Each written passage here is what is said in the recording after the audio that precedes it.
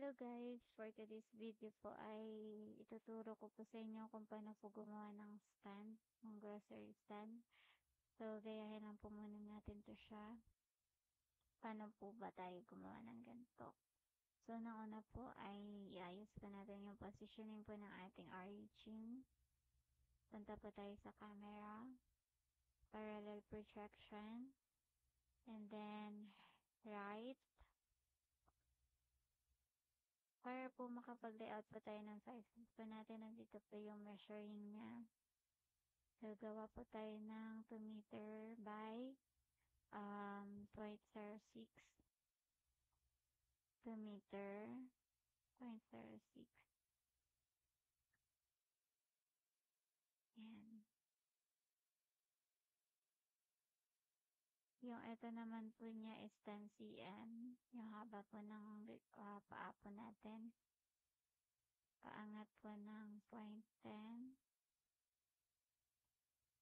Gilid po tayo ng 0.45. Baba po tayo ng 0.10.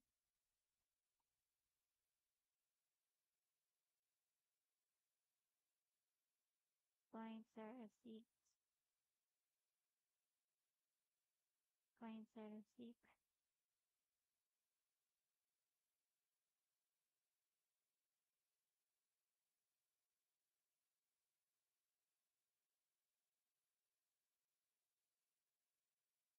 Mura lang po natin to yung exist po natin na lines.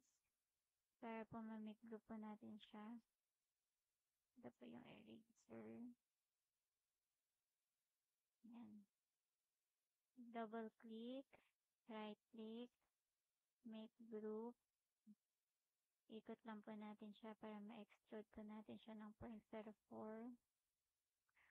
Pasok lamang po tayo sa loob. Double click po natin. Tapos, press pull. If sa AutoCAD po, ano po siya, extrude. Pero sa SketchUp, naka-press pull po tayo. Sa 0.04.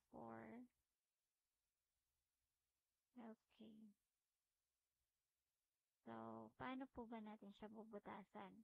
Kailangan po natin siguraduhin na yung object po natin ay nakasolid para po pag binutasan po natin siya ay mabilis po natin siya mabubutasan. Yung ito po, yung tao ay burahin lang po natin siya para wala po tayong masyadong sagabal. Tapos, ipo-front lang po natin siya. Sorry.